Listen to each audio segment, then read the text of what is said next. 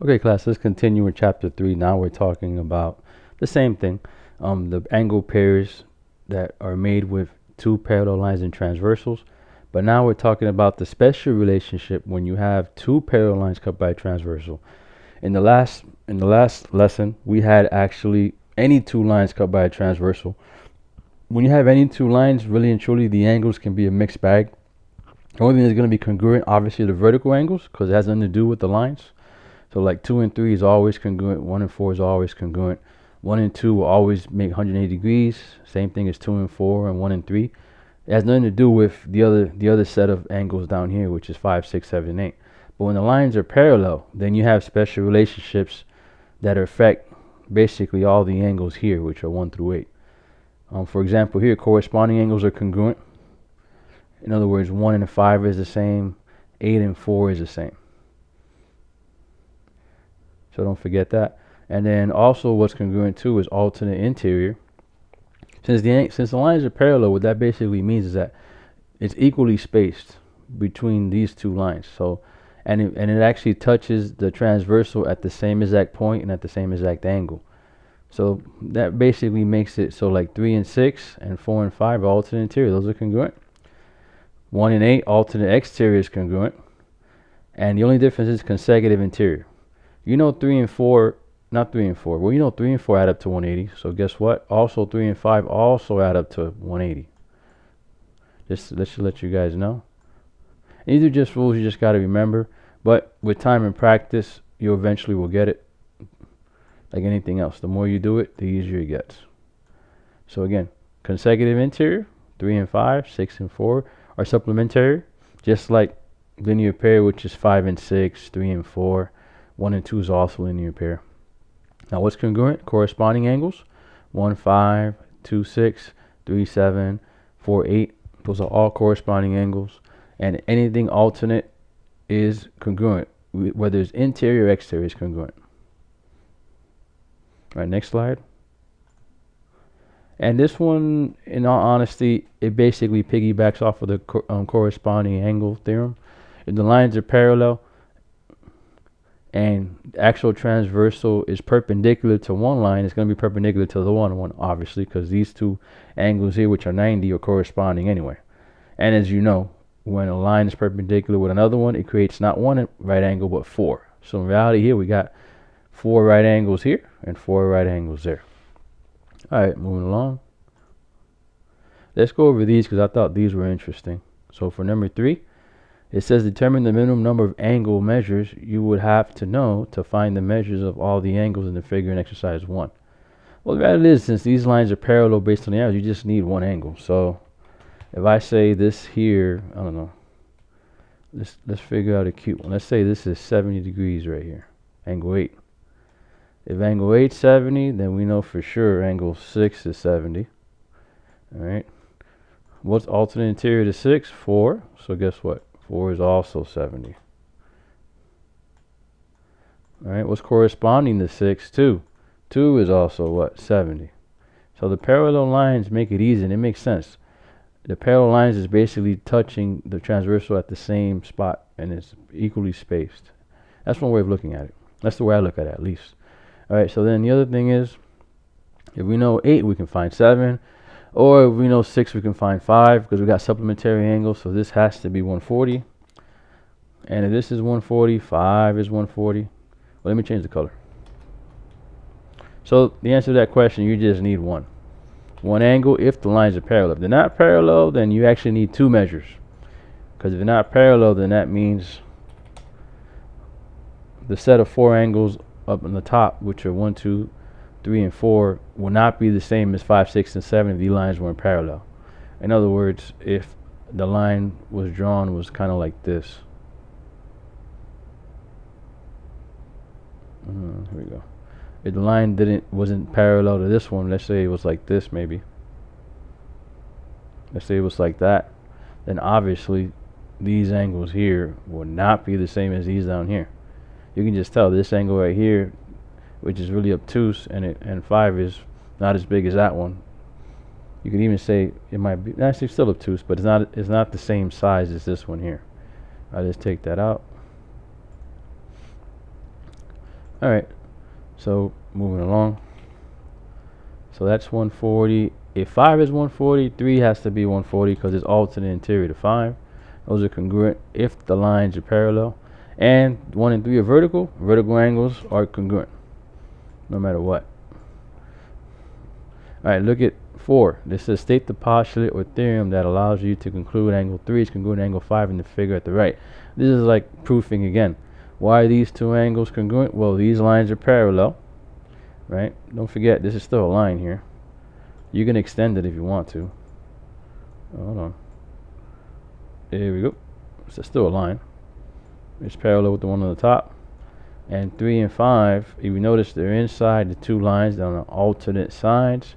So what's the postulate? We call that alternate interior, or abbreviated, we just say AIA capital and angle theorem. And that's it.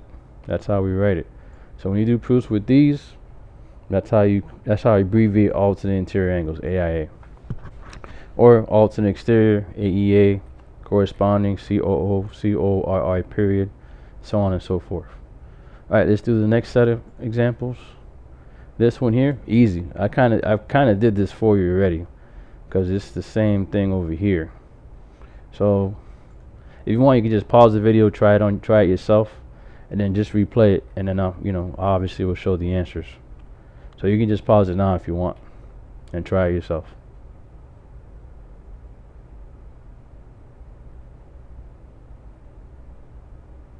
Alright, we're back. That was quick. Alright, so let's put here.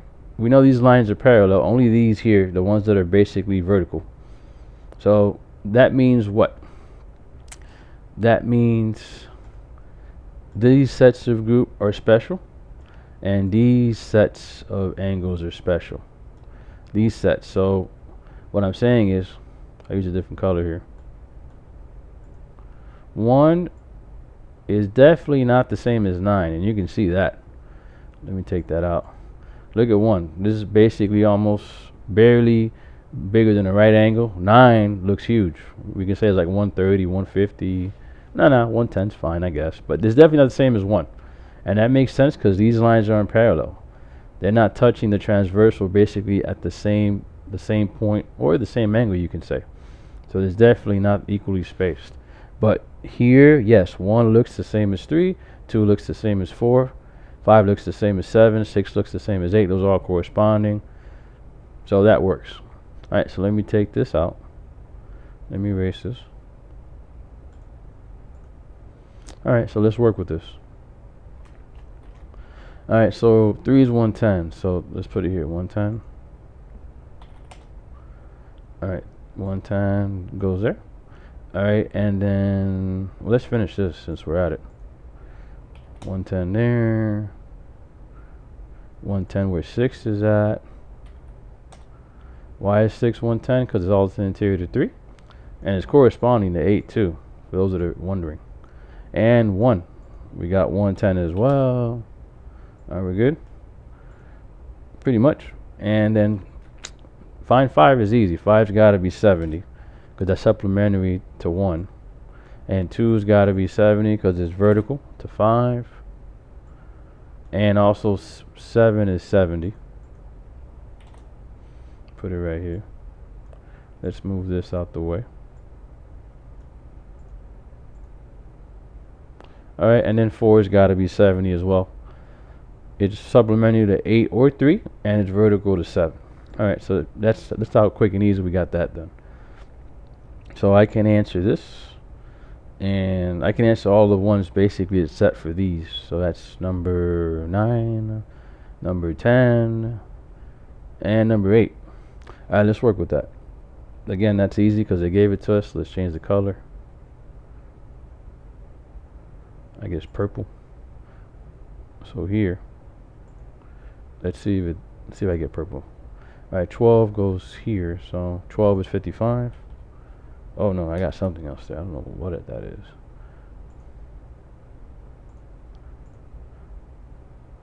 Here we go. Alright, 12 is 55. Alright, good. We got that. It's a little light, but hope you guys can see that.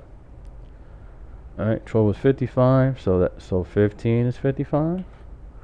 10 is 55. 10 is alternate interior to 15. 13 is 55. Alright, and again, supplementary rule. If 13 is 55, 9's got to be 180 minus 55. So 125, I believe. Well, let's make sure. 180 minus 55. Yeah, it's 125. Alright, so we're done with that. Alright, this goes here with... Oh, no. Oh, no. Hold on. That's good. Yeah, let me take this out. Alright, you get the gist of it.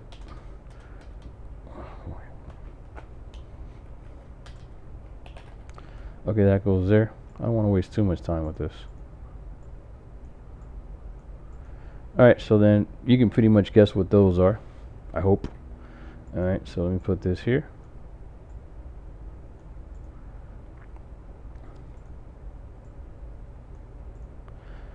Alright, so you can just answer these questions on your own now. I'm hoping you understood how I did that. Let's do the other one with algebra. But don't forget, anything corresponding is congruent, anything alternate is congruent. Only thing that's supplementary is consecutive angles, or obviously linear pair that make a straight angle. Alright, next slide. Now these are a little bit more difficult only because there's algebra involved, but it's the same thing. The only ones I can work with is these two here, because these have the y in it. These two angles are consecutive interior. So I just write it here. Consecutive. So first things first, identify the pair. These are consecutive interior, that's the first step. And then once you identify the pair, what's the rule for consecutive interior? They're supplementary. Alright. And then once you know that, you just set up the equation. So for this one, the equation would be 8y plus 2 plus 25y minus 20 equals to 180. That's the definition of supplementary angles. They add up to 180 degrees. And in this case, they don't make a straight angle, but you know they're consecutive interior because they're inside of the two lines. They're on the same side as consecutive interior. So don't forget, the first step is figure out what's the angle pair, what's the relationship. Alright, and just to let you know, this angle, which is 25y minus 20, is alternate interior with 10x. So they're equal to each other, but I can't really work with that now. But I'll put it here. These angles are alternate interior. The reason I can't work with that is I don't know what x or y is. And these are congruent, which basically means they have the same measure. So we put 10x equals to 25y minus 20. I'm just showing you both. So right now I gotta leave this the way it is. Let's work this out. This one's easy because everything's on one side, so just combine like terms. So we got 25 plus 8 is 33. And 2 minus 20 is minus 18 equals 180. Alright, let's add 18 to both sides.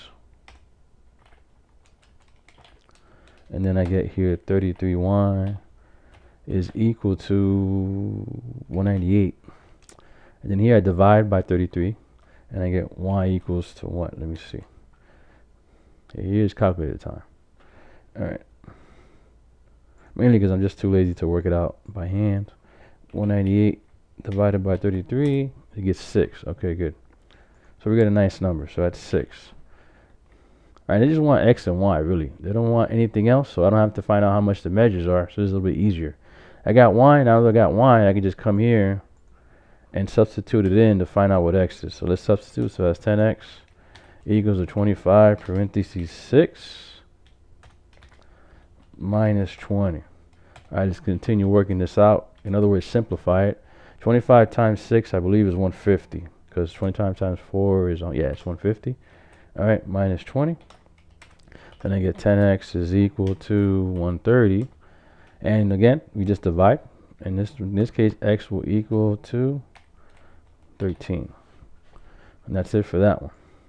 So first step when you're doing these, don't freak out because you got expressions. You still treat them the same way. First, identify the pair. These two pairs were consecutive interiors. Sorry, that's why they were supplementary. So I set it up this way because they add up to 180. In other words, you put these two angles together with addition, make it equal to 180. These angles here, the 10x with the 25y minus 20. Well, I don't know what the measures are. Honestly, we don't care. Based on the rule, since these lines are parallel because of the arrow, if these angles, if their relationship with each other is at their alternate interior, then I know they're congruent. Then I know I can make them equal to each other, and I just work it out. All right, next slide. Let's do this one. This one you're going to realize is a parallelogram. All it means is the opposite sides are parallel. In this case, you even got here, it looks like a mid-segment. We don't know if it is yet, so don't worry about that. You'll learn that later. But let's just focus on these two. Let's focus on these two for right now. And then we'll focus with this. All right, here. These two here. The transversal is this. Let's do this real quick. Here's a transversal. See if I can do this pretty good. Yeah, that's not bad. That's the transversal right there. That's the transversal. So, and these are our two parallel lines here. Let's just extend this. Maybe that'll make it easier for you to see it. That's pretty good. Let's see. Boom. And here's the other one. Yeah, I'll fix it now. Just put it here. Oh, that's bad. Oh, here we go. Alright, here we go. So that's it right there. Alright, so now this is a little bit easier to see. Here's a transversal. These lines here, one's outside the two lines, one's inside. They're basically on the same spot. On both lines, they're on the top. So we're going to call these corresponding. So I'm just going to underline these here. This one and this one here. I'm going to say are corresponding. So I just put it here. And I use red. Alright, these, identify them first. These are corresponding angles. Alright, since they're corresponding, the rule is that the lines are parallel, they're congruent. How do I know the lines are parallel? Because of the arrows. So all these three lines are parallel. I didn't do another one here because I don't need it. I'm just focusing on these two. Alright, so then I know they're congruent, then I just set them equal to each other. So we got 4x minus 5 is equal to 3x plus 11. And then here, we just do algebra. I want to keep the x positive, so I'll move the 3x to where the 4x is. And I have to subtract it because it's positive, so that means it's adding. So here we get 1x minus 5. Oops, not 4, 5. And that equals to 11. Alright, so we just continue with the algebra. So we got plus 5, plus 5. And then we basically got 1x equals to 16, which is the same thing as saying x equals 16. Alright, so that's done for this. Right here, the directions I'm pretty sure say they just want x and y. Let me verify that real quick.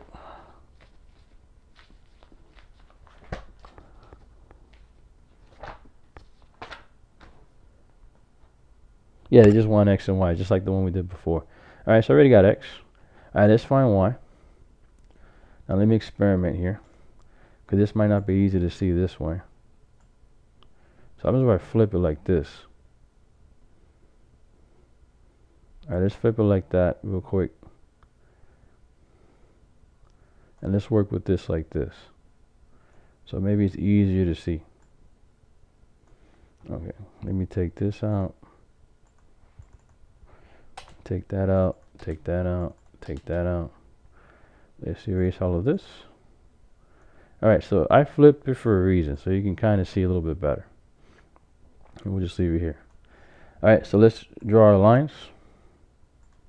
So we got one here. And that one is parallel to this one.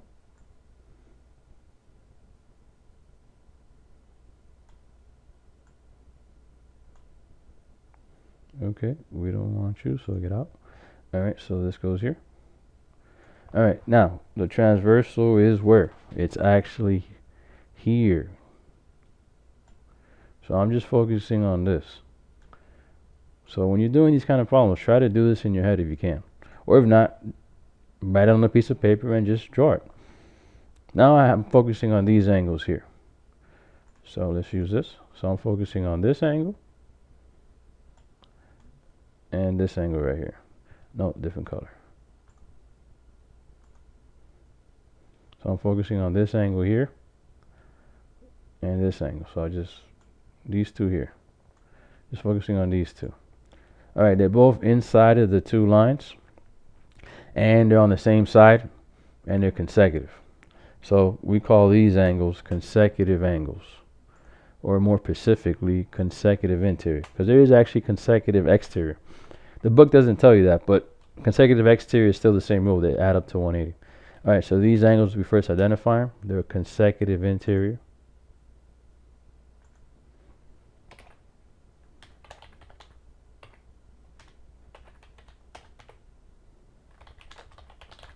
Alright, the consecutive interior angles.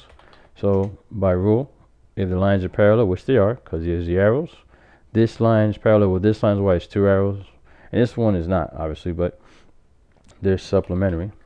And what supplementary mean again? They add up to 180.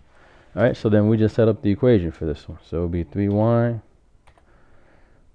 plus 1, that represents one of the angles, plus the other angle, not equal, plus the other angle, which is 4y. Is it 4y or is it 4x? I believe it's 4x. Let me not make this mistake. Yeah, it's 4x. Okay. Okay, so then, which is fine. So this is actually going to be a little bit easier. And you'll see why. Alright, minus 5 should equal to 180. Alright, as I do these too, if you want, you can just stop the video, work it out yourself, and see if you get the same answer I get. That way you know if you're doing it right or not. Now here, I have a problem. I got two different unknowns. One's y, one's x, but I don't have that problem because I know what x is because I solved for it already. So then we just substitute. So here, I'm going to put 4 and in parentheses, what is x? 16. Well, I was trying to do that. Alright, there we go. Minus 5, and that equals to 180. Alright, so let's work this out. 4 times 16. 4 times 6 is 24. Carry the 2. 4 times 1 is 4. Plus 2 is 6. So that's 64. So then we got 3y plus 1 plus 64. I'm just doing it step by step, even though, honestly, you can do this pretty much all in your head. And then 3y. 1 plus 64 is 65. Minus 5 is 60. Okay. So all that simplified to that. Good. Don't forget, x was 16. We have to substitute back in. Alright, so now we just do the algebra. Minus 60 on both sides. Alright, so we got 3y is equal to 120, I believe. And then, of course, you divide by 3 to both sides. And here, you can do this in your head, people. 3 goes into 12, 4. Then, obviously, the remaining, and then 3 goes into 0, 0. So the answer is 40. Alright, that's pretty much it for this video. Hope this is helpful. And I'll see you in the next one. Oh, wait a minute. Let me see. Let me put, yeah, there we go.